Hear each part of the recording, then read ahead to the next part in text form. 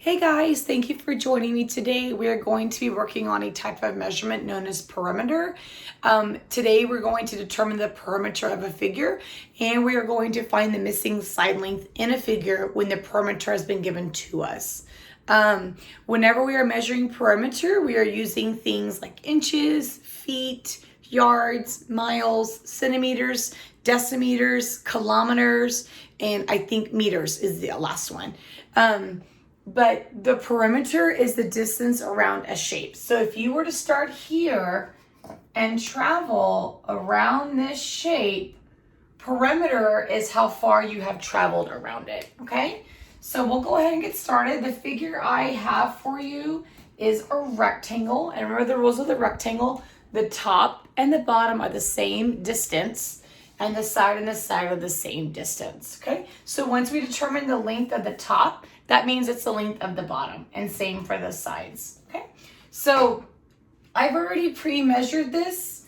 Now I know we reviewed area, and in area you're supposed to count the squares to determine the square feet of the area inside the figure. But for today, I just want you to know I'm trying to show you that these are inches going across the top, bottom, side, and side. So please don't think I'm trying to determine the area. I'm not. I'm using this as a tool to show you the distance across. Okay, so this fits right over nice and neat as I pre-measured it.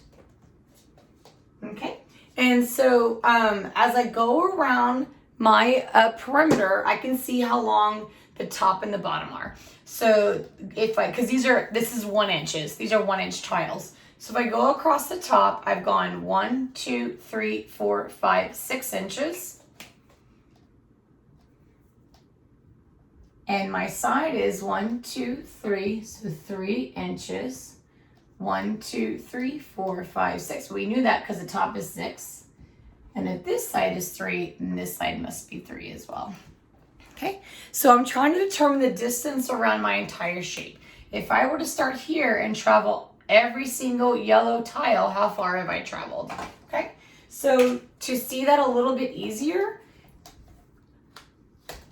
I'm going to unshape this. I don't know what the right word would be. Unwrap the rectangle and stretch out my tool.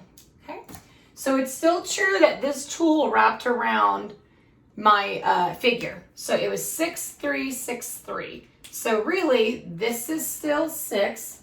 This is 3. I'll just move this. This is still the 3. And then this is 6. Okay. So if I wanted to determine the total distance around my shape, I would put all of these things together. And that's addition, right? So 6 and 3 is 9. 6 and 3 is 9. So 9 plus 9 is 18. I'm not going to put square inches because I didn't count the squares inside. It took me 18 inches to travel around this shape. Because this is 6, this is 3, this is 6, and this is 3. And if I were to start here and travel this top line, I've only traveled 6 inches so far. So then if I turn and travel down 3 more, I have now traveled 9 inches. If I turn and travel more, I have traveled an additional 6 inches. So 6 and 9 is 15. And I haven't gone all the way around yet. I'm still got this space to go to get back to the beginning. So then if I travel up, I add 3 more, which gives me 18 inches. Okay, so that's 2 ways to do it. I did a 3, but it's 2. That's 2 ways to do it. You can go around and add it one at a time, or you can add the side and the side and the side and the side, and together get 18. Okay. Okay. So that's perimeter. Perimeter is the distance around a shape. Lots of kiddos think, oh, perimeter means I add, but not necessarily. I mean, it does, but that's not what it means. Perimeter means if you travel around the shape, how far have you traveled? So please don't confuse it with like, oh, perimeter, that's adding. Yes, but why? You're adding because you're going all the way around, and in total, how far have you gone? Okay. Okay. One of the harder things we have to do sometimes is determine the missing side length. So if I were to give you this rectangle, and I told you the perimeter equaled, I don't know, we'll just say 20 inches. That means if I travel all the way around, I have gone 20 inches in all, okay? So then what if I told you the top was, I don't know, 7, and that means the bottom is 7. So then what would this be? What would this be? And remember, the rules of a rectangle is the sides are the same and the top and the bottom are the same. So if I were to travel here and here, I haven't traveled all of my shape, but I've traveled 2 parts of it. I've traveled 7 and then 7. And 7 and 7 is 14, correct? And I still have to get all the way to 20. So if I've only gone 14 and I have to get to 20, how much more do I need to get there?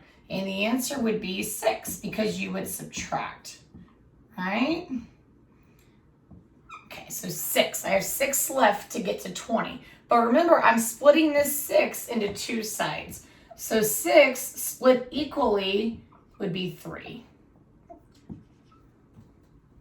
All right, let's see if that works. So if I start here and travel, I've gone 7. If I turn, I've gone 3 more. And 7 and 3 is 10. So far I've traveled 10 inches. If I turn and travel 7 more, 7 and 10 is now 17. If I turn and travel 3 more, I've gone 20, which was my total perimeter. So there are ways to determine missing side lengths when it comes to perimeter. I'm going to go over a couple of them with you from your STAR test. Let me grab my iPad. Sorry, it fell when I was recording earlier. Okay, so I'm just going to, if I do this, sometimes the ring is on there, so I'm just going to read it to you, okay? A triangular sign has a perimeter of 44 centimeters. So I'm going to go ahead and draw that. So this has a perimeter of 44 centimeters.